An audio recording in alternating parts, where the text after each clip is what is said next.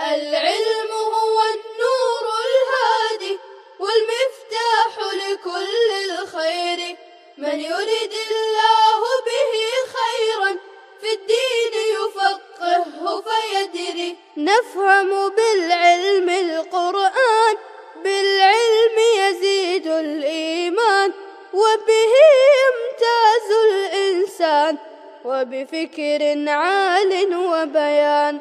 تنزل بالعلم الرحمات، بالعلم تنال الجنات، وبه ترتفع الدرجات، وتضاعف فيه الحسنات.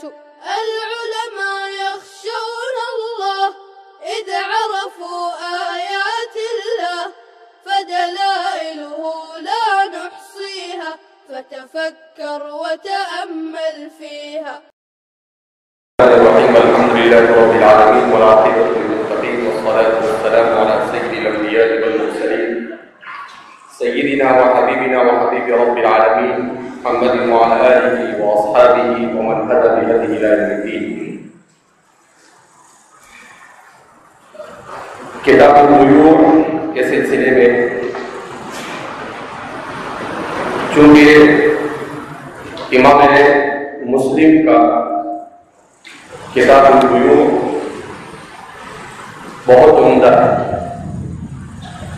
اس اعتبار سے کہ آپ نے بیوع سے متعلق احادیث مبارکہ کا بہت بڑا ذخیرہ جمع کیا ہے. اسی لیے ہمارے علماء کے یہاں پر خاص طور پر اکابرین ہند اور اکابرین دیوبند یہاں پر یہ بات کہی جاتی ہے کہ طالب علم کو صحاح ستہ کس ترتیب سے پڑھنی چاہیے اور کون سی صحاح ستہ کی کتاب سے کس قسم کا فائدہ حاصل کرنا چاہیے. تو اس سلسلے میں ہمارے متعدد اکابرین سے بات منقول ہے کہ صحاح ستہ میں سب سے پہلے ترمذی پڑھنی چاہیے، اس لیے کہ امام ترمذی یہ تمام کے تمام فقہاء کے اختلاف کو بیان کرتے ہیں. تو اختلاف فقہاء اور مذاہب فقہاء کے سلسلے میں امام ترمذی ممتاز ہے. دوسرے نمبر پر ابو داؤد پڑھنی چاہیے، اس لیے ابو داؤد پڑھنی چاہیے کہ امام ابو داؤد تمام فقہاء ان کے دلائل کو پیش کرتے ہیں، اسی لیے وہ ایک باب میں ایک ہی روایت لاتے ہیں، بڑی مشکل سے کہیں پر دو روایت لاتے ہیں. تو ایک ایک روایت کو وہ جمع کرتے ہیں، تو فرماتے ہیں کہ یہ دلائل ائمہ کو پیش کرتے ہیں. تیسرے نمبر پر بخاری پڑھنی چاہیے، اس لیے کہ وہ دلائل سے استخراج، استنباط اور اجتہاد کا طریقہ بیان کرتے ہیں کہ دلائل سے کس طریقے سے استنباط اور استخراج کیا جائے اور مسائل کا استخراج کیسے ہو. اس کے بعد چوتھے نمبر پر الجامع الصحیح للامام مسلم کو پڑھا جاتا ہے، اس لیے کہ وہ دلائل کو کثرت اور وسعت کے ساتھ بیان کرتے ہیں.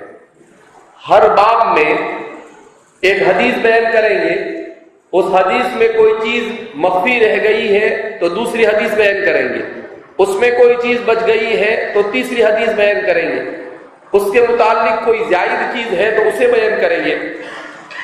تو یہ کثرت کے ساتھ دلائل کو جمع کرتے ہیں امام مسلم. پانچویں نمبر پر سنن نسائی پڑھنی چاہیے، اس لیے کہ یہ علل خفیفہ کو بیان کرتے ہیں. اس کو بیان کرتے ہیں علل خفیفہ. کیا مطلب کہ کون سی حدیث میں کس قسم کی خفی علت پائی جاتی ہے اور وہ کس کے لیے کس قسم سے دلیل بن سکتی ہے. تو اس لیے فرماتے ہیں کہ 5ویں نمبر پر سنن نسائی کو پڑھنا چاہیے اور 6 نمبر پر سنن ابن ماجہ کو پڑھنا چاہیے، اس لیے کہ وہ ہر طرح کی چیز کو جمع کرتے ہیں. اس طرح سے طالب علم کا گویا اس میں امتحان ہوتا ہے.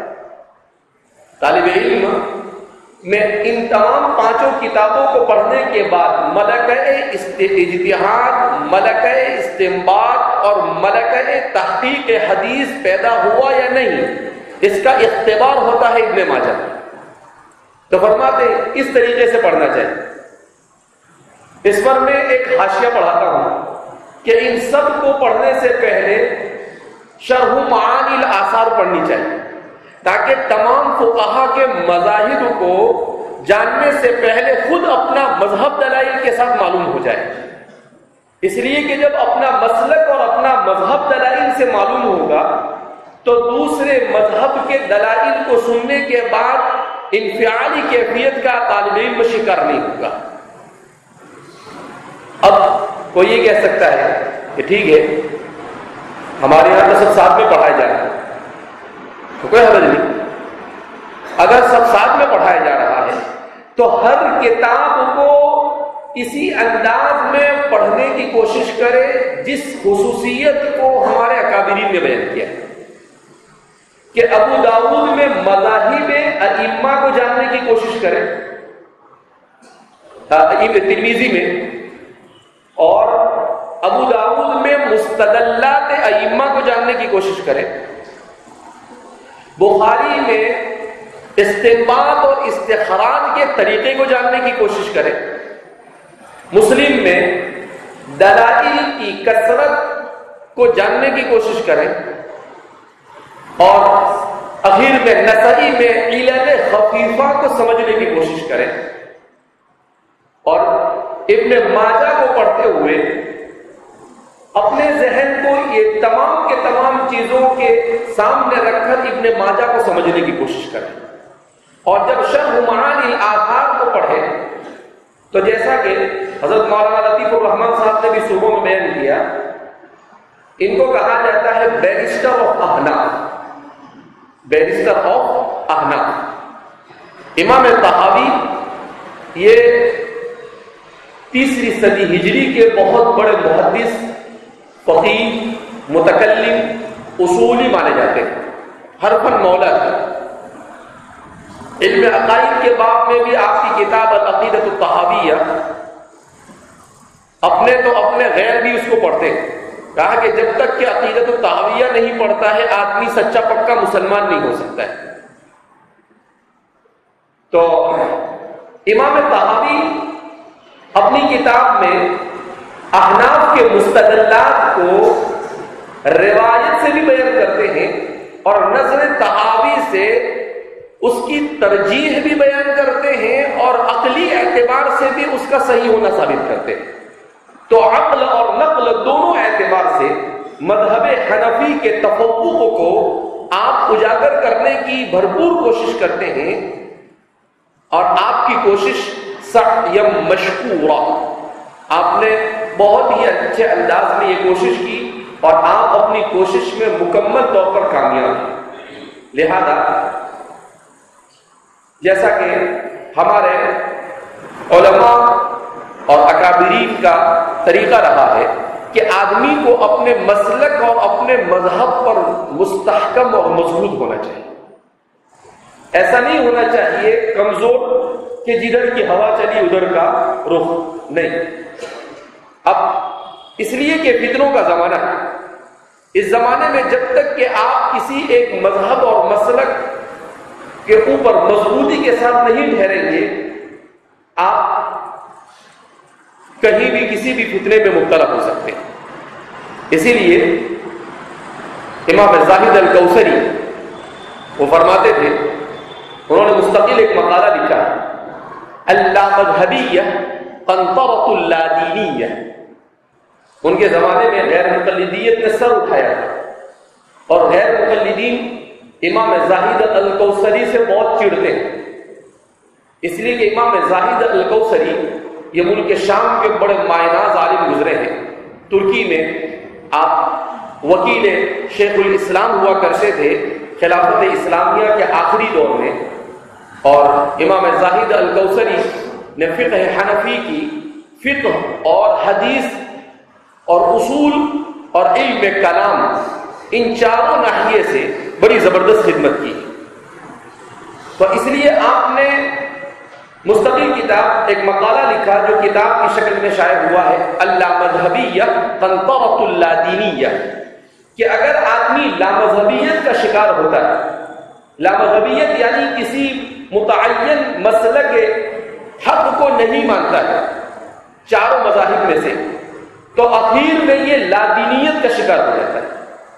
اور شیخ نے بالکل صحیح بات کہی، آپ دیکھیں گے ہمارے بر صغیر میں جتنے بھی منکرین حدیث ہیں، ان منکرین حدیث کی پہلی شکل ایسی ہی بنتی تھی، جیسے سر سید پہلے حنفی تھے، حنفی ہونے کے بعد انہوں نے سب سے پہلے حنفیت چھوڑی، غیر مقلد بنے، اور غیر مقلد بننے کے بعد منکر حدیث بن گئے، اور پھر اس کے بعد انہوں نے گل کھلانا شروع کیا۔ تو جب تک کہ آدمی اپنے کو کسی مذہب اور مسلک کے تابع رکھتا ہے، کسی بڑے کے تابع رکھتا ہے، وہاں تک کہ وہ صحیح ڈگر پر چلتا ہے۔ جیسے گاڑی میں اگر ڈرائیور بیٹھا ہے اور ڈرائیور کو اس کی حالت پر چھوڑ دیا جائے تو گاڑی برابر منزل تک پہنچے گی، لیکن اگر آپ ڈرائیور کو حیران کرنا شروع کر دے تو کسی بھی کھائی میں وہ آپ کو اتار سکتا ہے، یا آپ کو گاڑی آتی نہیں ہے اور ڈرائیور سیٹ پر جا کر کیا ہو جائے، آپ بیٹھ جائے، تو اس کا مطلب یہ ہے کہ آپ بھی ڈوبیں گے اور دوسروں کو بھی لے ڈوبیں گے۔ تو یہ ہمارے ہندوستان میں عبداللہ جے راج پوری اور اسلم جے راج پوری، عبداللہ چکرالوی اور چراغ علی اور محمد علی اور سر سید، ان سب کے ساتھ یہ ہوا ہے کہ یہ سب کے سب پہلے مذہب کو چھوڑتے تھے، مذہب چھوڑنے کے بعد دین تک سے دور ہو جاتے تھے، منکرین سنت ہوئے، اور بعد میں چل کر بہت سارے آگے بڑھ کر منکرین قرآن بھی ہوئے۔ لہذا اس بنا پر آدمی کے لیے ضروری ہے کہ آدمی اپنے بڑوں کے ساتھ جڑا رہے۔ بہرحال ہم نے جیسا کہ گزشتہ کل کہا تھا کہ رسوم کی شکل میں، جس کو الخرائط بھی کہا جاتا ہے اور رسوم کہا دی جاتا ہے، کہ نقشے کے ساتھ سمجھانے کی کوشش کرتے ہیں پورے کے پورے معاملات۔ تو یہ اردن سے تعلق رکھنے والے ہمارے ایک خاص فقہ حنفی کے اس وقت سب سے بڑے ترجمان مان جاتے ہیں، جن کو صلاح ابو الحاج ان کا نام بنے، تو لائف بتا رہے ابھی بولے۔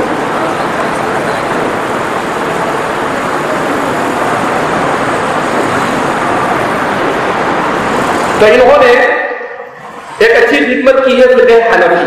اللہ ہر زمانے میں لوگوں کو اس زمانے کے حالات کے اعتبار سے مذہب حقہ اور مذاہب حقہ کی خدمت کے لیے قبول کرتا ہے۔ انسان کے لیے شرف کی بات یہی ہے کہ زمانے کے حالات کے اعتبار کے ساتھ انسان سے اللہ کو ایسی خدمت لے لے۔ تو انہوں نے بڑا اچھا کام کیا ہے، اللہ ان کو جزائے خیر دے۔ جتنے بھی ابواب فقہیہ اور کتب فقہیہ ہے، ان تمام کے تمام ابواب فقہیہ کو انہوں نے اسی انداز میں تیار کیا۔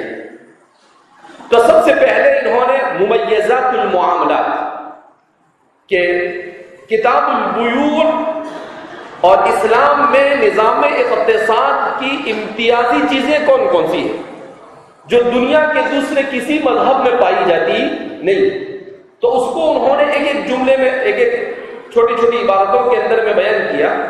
پہلی خصوصیت بیان کرتے ہیں، انہا تنظیمیت لا تربویت، کہ اسلام کا نظام اقتصاد جو ہے وہ انتہائی درجہ منظم ہے۔ کیا مطلب انتہائی درجہ منظم ہونے کا؟ کہ بہت منظم انداز میں اسلام نے اپنے پورے نظام اقتصاد کو بیان کیا ہے کتاب و سنت میں۔ لا تربویت کا مطلب کیا ہے کہ دنیا میں دوسرے جو اقتصادی نظام ہے، یہ اقتصادی نظام صرف اپنی دنیا کی ضرورت کے لیے اور ان کے پیش نظر آخرت نہیں۔ اسلام کا معاملات کا باب بھی مکمل طور پر آخرت کو مقدم رکھ کر اور دنیا کی ضرورت کو توازن کے ساتھ پورا کرنے کے لیے مرتب کیا ہے۔ تو پہلی خصوصیت یہ۔ دوسری خصوصیت، ان احکامها معللۃ لا تعبدیۃ، کہ جتنے بھی احکام ہیں یہ سب کے سب معلل ہیں، یعنی ہر حکم کے ساتھ عللوں کو بیان کیا گیا۔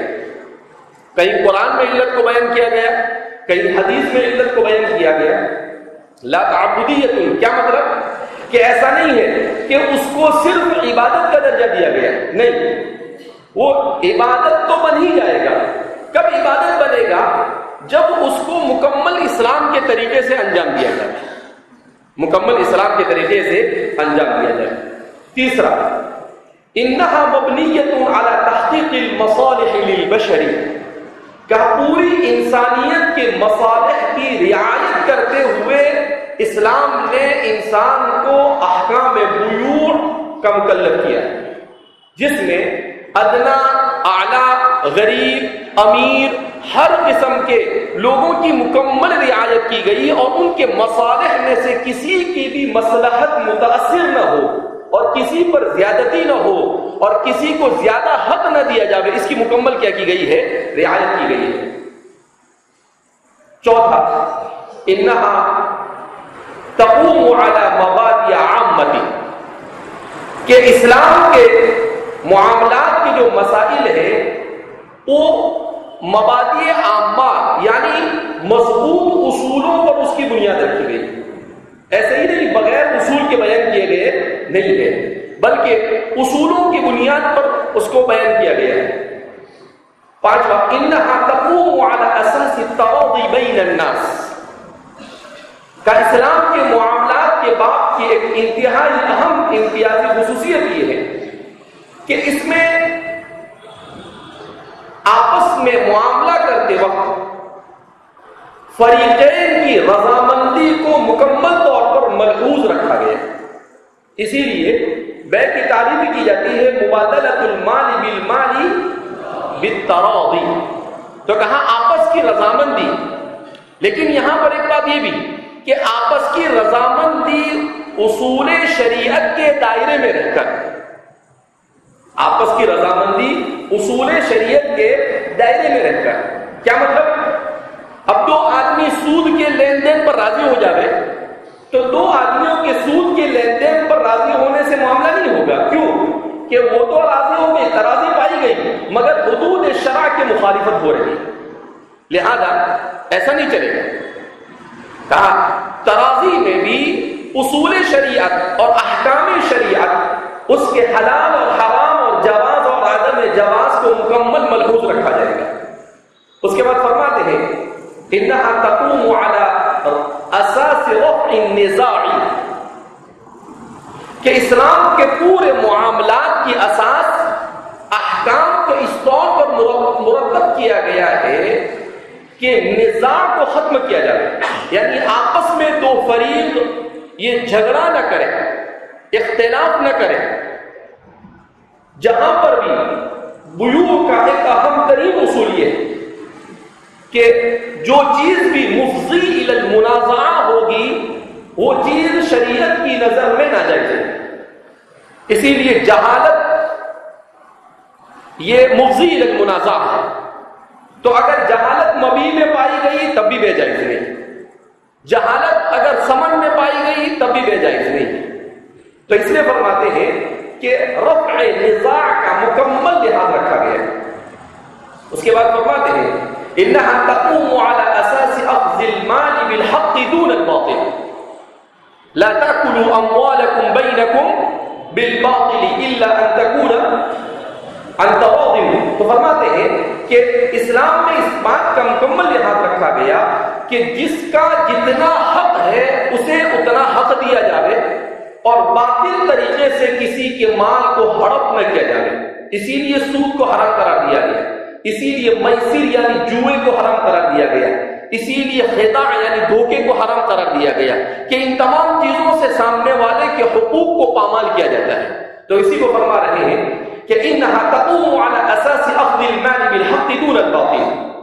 اس کے بعد فرماتے ہیں کہ ایک اور خصوصیت اسلام کے نظام محاربۃ الربا، ربا کی مکمل طور پر نفی کی گئی کہ ربا بالکل نہیں چلے، ربا کا نام بدلنے سے کچھ ہوگا نہیں، اس کی حقیقت یہ ہے کہ کل قرض جر نفعا فهو ربا، ذرہ برابر بھی کمی زیادتی ہوئی بلا معاوضے کے کوئی کسی سے کوئی چیز لیتا ہے تو فرماتے ہیں یہ ربا ہے۔ اب چاہے اس کو کوئی یوزری کہے، اب چاہے اسے کوئی انٹرسٹ کہے، اب چاہے کوئی اسے تجارتی سود کہے، ناموں کے بدلنے سے کوئی فرق پڑتا نہیں۔ حقیقت یہ ہے کہ بنا معاوضہ جو بھی زیادتی ہوگی وہ کیا ہوگی؟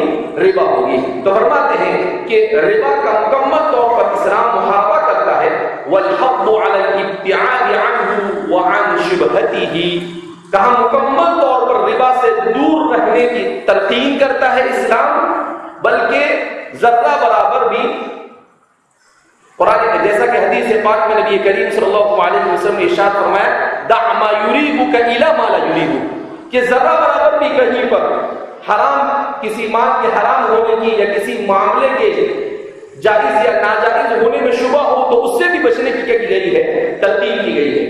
اس کے بعد فرماتے ہیں لزوم العوض فی مقابل عین او منفعت، کہ یہ اسلام کے امتیازی خصوصیتوں میں سے ہے کہ عوض لازم ہوگا فی مقابل عین او منفعت، اس وقت جبکہ اس کے مقابلے میں کوئی شیء عینی ہوگی یا کوئی منفعت ہوگی، ان دو میں سے کسی ایک چیز کے مقابلے میں عوض کیا ہوگا؟ درست ہو۔ کیا مطلب؟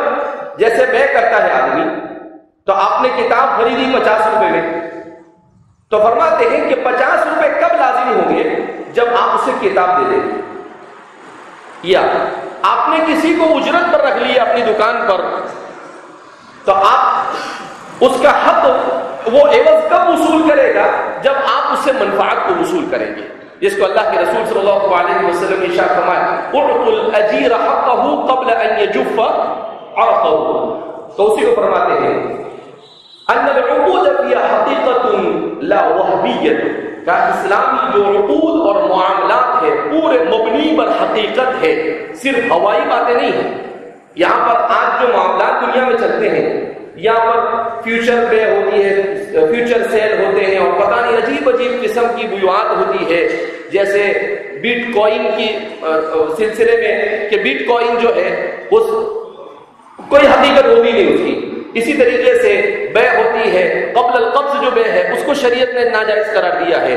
تو جتنے بھی وہمی، کہا کہ آپ کسی چیز کو سوچو اور پھر اسی کے اوپر آگے بے کرتے رہو، اسلام میں جائز نہیں۔ اسی لیے شیئر مارکیٹ کے مسائل کو بھی جب اسلام نے بیان کیا تو کہا کہ اس سہم پر اور اس شیئر پر آپ کا قبضہ کا ہونا ضروری ہے، تو جا کر آپ آگے کیا کر سکتے ہیں؟ اسے بیچ سکتے ہیں۔ تو اسی کو فرمایا کہ حقیقت پر مبنی ہے، وہم پر اور اندازوں کے اوپر شریعت کسی جسم کے معاملے کے جواز کے قائل نہیں۔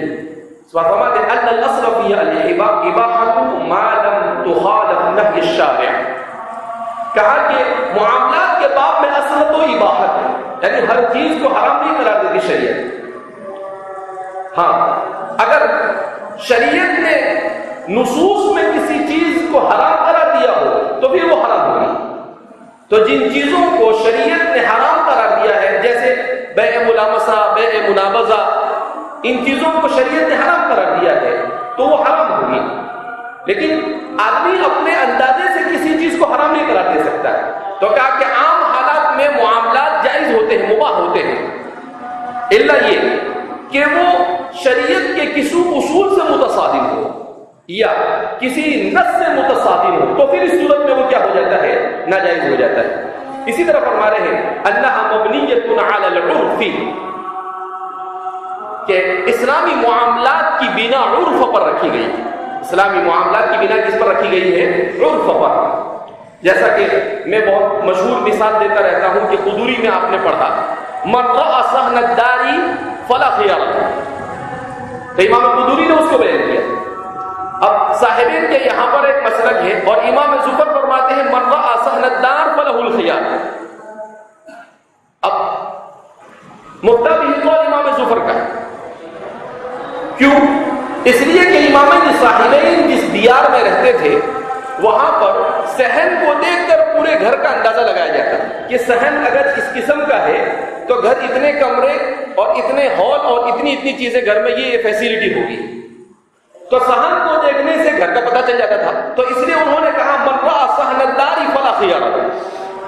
امام زفر کا جس علاقے سے تعلق تھا وہاں کا عرف یہ تھا کہ ہر آدمی اپنا صحن الگ الگ بناتا تھا. تو اس لیے آپ نے کہا من رأى صحن الدار فله الخيار. تو یہ عرف بہت مبنی. اب ہمارے زمانے میں بھی ایسے ہی ہوتا ہے کہ ہر ایک اپنے اپنے اعتبار سے بناتا ہے. لہذا ہمارے زمانے کا عرف کس کا ساتھ دے رہا ہے؟ امام زفر کا ساتھ دے رہا ہے.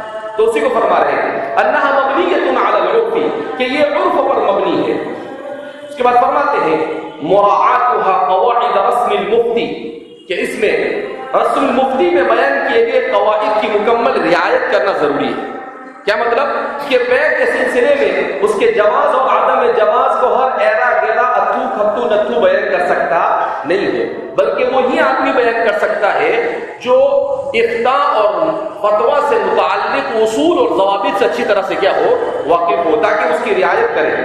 فرماتے ہیں استفادتها من اختلاف الفقهاء، اور کہا اس سلسلے میں اگر کہیں پر اختلاف ہو جاوے اور فقہ حنفی پر عمل کرنا ممکن نہ ہو، دشوار ہو جاوے، تو اس صورت میں کسی دوسرے اقرب فقہ پر بھی عمل کیا جا سکتا ہے. جیسے معاملات کے باب میں شیخ الاسلام حضرت مولانا تقی عثمانی صاحب نے بہت سارے مسائل میں مالکیہ کے مسلک کو اختیار کیا ہے، کیونکہ فقہ حنفی پر عمل کرنا دشوار ہے ہمارے زمانے کے اعتبار سے.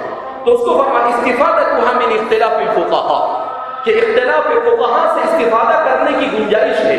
یعنی ایسی لچک رکھی گئی ہے کہ ایسا نہیں کہ نہیں امام صاحب نے کہتے ختم ہو گئی بات، اب چاہے ہونا ہو نہیں. جو چیز ممکن نہیں ہے ہمارے زمانے میں ہمارے اصول اور ہمارے بیان کردہ احکام کے مطابق، تو پھر اختلاف فقہاء سے کیا کیا جا سکتا ہے؟ استفادہ کیا جا سکتا ہے. لزوم شروط المتعاقدین ما لم تخالف مقتضى العقد ونهي الشارع، کا متعاقدین کے سلسلے میں جو شرائط بیان کیے گئے ان تمام کے تمام شرائط کا لحاظ رکھنا ضروری ہے. اگر ان کی رعایت نہیں کی گئی، اس کو ابھی آگے خود بیان کر رہے ہیں کہ عقد کے اندر کون سی شرائط ہے، معقود میں کون سی شرائط ہے، معقود علیہ میں کون سی شرائط ہے، وہ خود بیان کر رہے ہیں. اس کے بعد فرما رہے ہیں دفع الضرر بفسخ العقد اذا لزم منه، کہ دفع ضرر کا خیال رکھا جائے گا. کیا مطلب؟ کہ اگر کہیں پر نقصان ہو رہا ہو تو نقصان سے بچانے کے لیے معاملے کو فسخ کیا جا سکتا ہے. جیسے آپ نے اقالہ پڑھا، کتاب الاقالہ، چھوٹی سی باب ہے قدوری کے اندر میں، مشکل سے 2-2.5 سطر کے اندر میں، کہ اگر کسی آدمی نے من اقال عن اخیہ اقال اللہ عن صراطہ یوم القیامہ، کہ اگر کسی نے لے لیا پھر اس کو ایسا لگا کہ یہ چیز میرے لیے کسی کام کی نہیں ہے، تو وہ اس کو کہے کہ بھائی واپس لے لے، میرے کسی کام کی نہیں ہے. تو فرماتے ہیں کہ دفع ضرر کے لیے اس طریقے سے اگر کوئی بیع کو فسخ کرنا چاہے تو کر سکتا ہے. اسی طریقے سے اگر کسی نے کسی چیز کو خرید لیا، ایسی چیز کو خرید لیا جس کو اس نے دیکھا نہ ہو، خیال رویت جس کو کہتے ہیں، خیال عیب ہے، تو یہ سب کے سب دفع ضرر ہے. اسی طریقے سے فرماتے ہیں مقصودها تقدیم افضل واحسن حل وهيئة للمعاملات المالیہ، کہا پورے اسلام کے نظام اقتصاد کا مقصود یہ ہے کہ معاملے کو اچھے سے اچھے انداز میں حل کر لوگوں کے سامنے پیش کیا جائے، کہ قابل عمل بھی ہو، آخرت میں اجر بھی ملے، اور دنیا میں انسان کے لیے کسی کے لیے باعث ضرر بھی نہ ہو. کہا کہ بہترین سے بہترین انداز میں معاملات کے باب میں دکتور علی قرہ داغی کا ان کا موسوعہ کتنی جلدوں میں؟ 10 جلدوں میں ہے. مولانا کی اردو میں کتاب ہے اسلام کا معاشی نظام، کتنی جلدوں میں ہے؟ 8-9 جلدوں میں. تو جس کو ہم چھوٹا سا سمجھتے ہیں اس کو بڑی تفصیل کے ساتھ کو کہاں نے بیان کیا، اچھے سے اچھے انداز میں حل کرنے کی کوشش کی ہے. اسی طرح فرماتے ہیں الاصل فیہ الحریۃ لا التقیید، کا اسلام نے آزادی دی.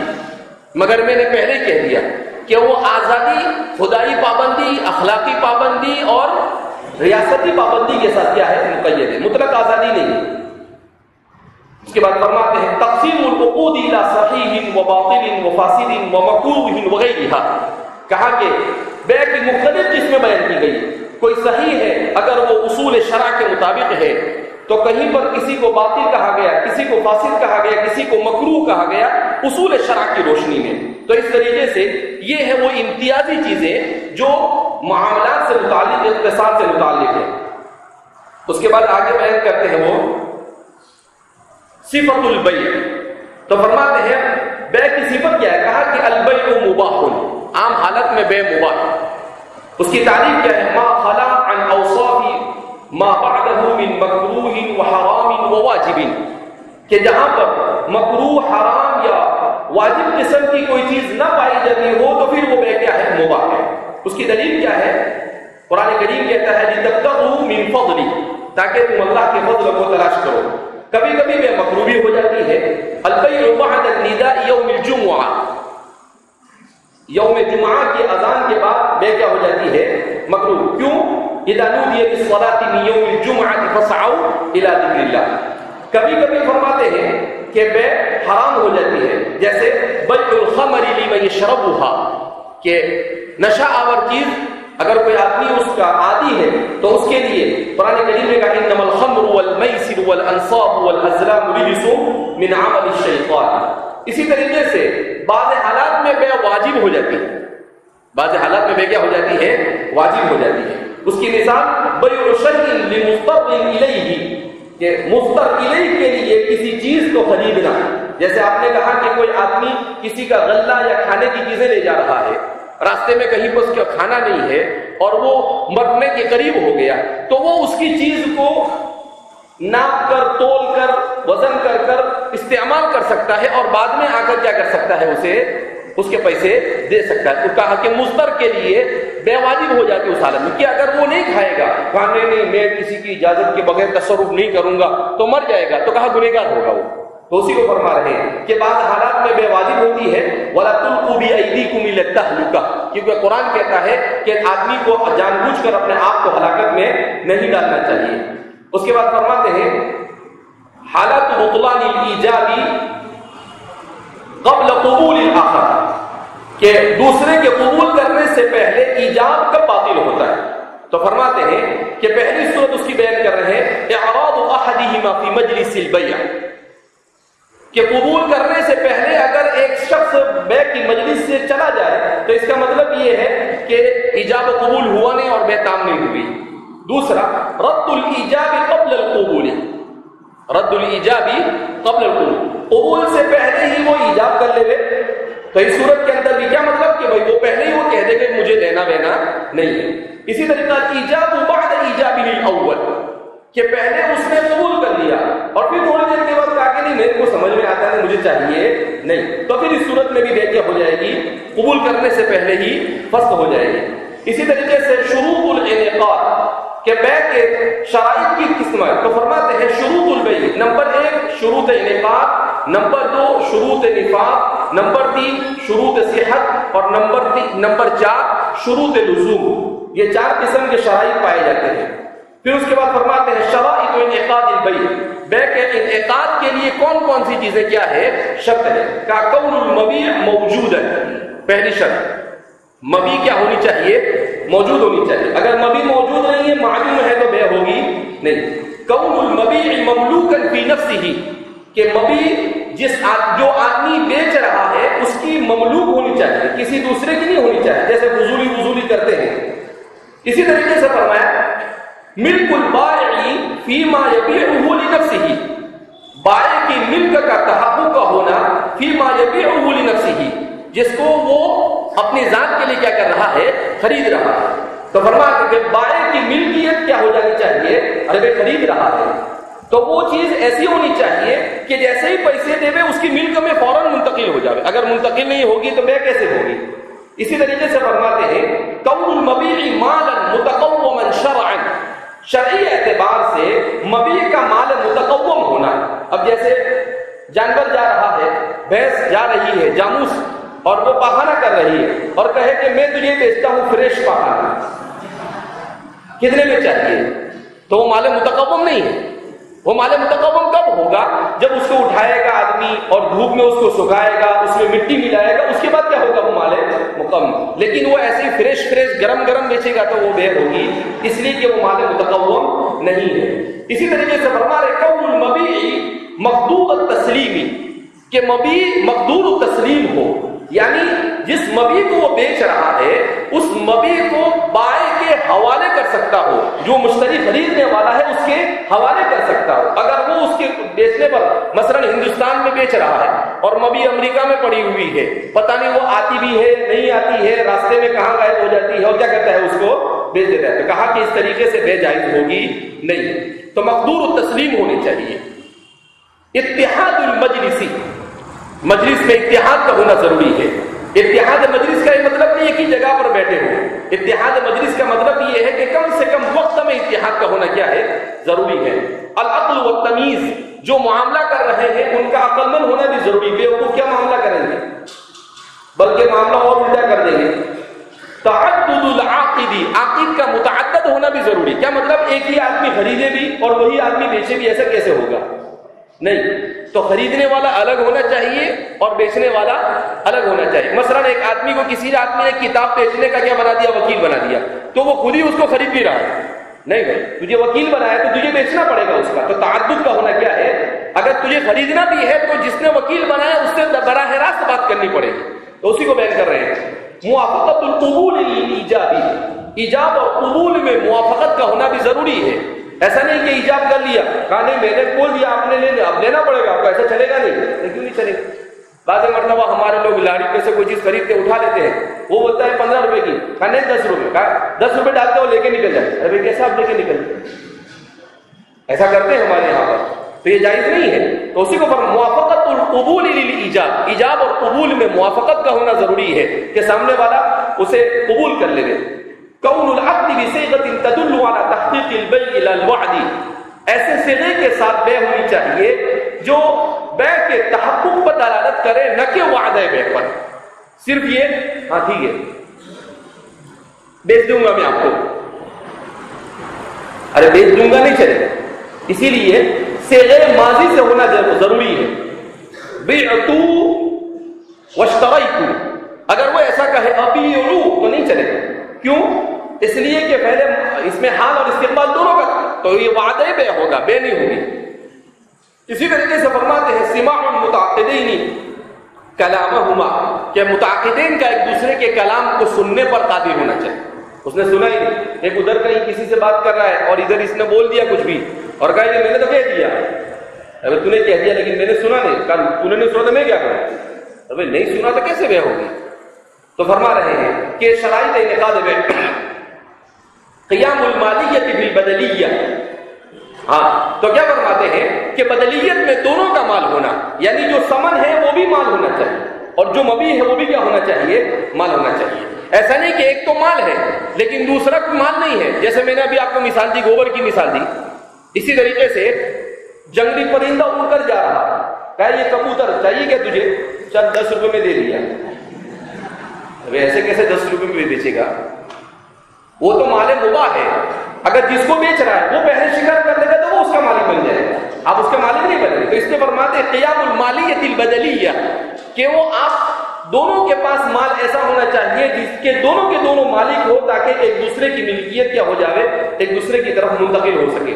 بہرحال بہت اچھے انداز میں انہوں نے اس شرائط وغیرہ کو سمجھایا ہے۔ آگے شرائط نفاق اور ملک والولایہ، اللہ یکون المبیع فی بغیر، تو اور بھی کچھ شرائط ہیں جس کو انشاءاللہ آئندہ کل ہم سمجھنے کی کوشش کریں۔ اور یہ کتاب المعاملات پر مولانا تقی صاحب کے صاحبزادے ہیں مولانا عمران اشرف، ان کی کتاب ہے، ابھی کوئی طالب علم دے گیا، میں نے اس کو پڑھی ہے، چھوٹی سی بہت اچھی کتاب ہے مولانا کی۔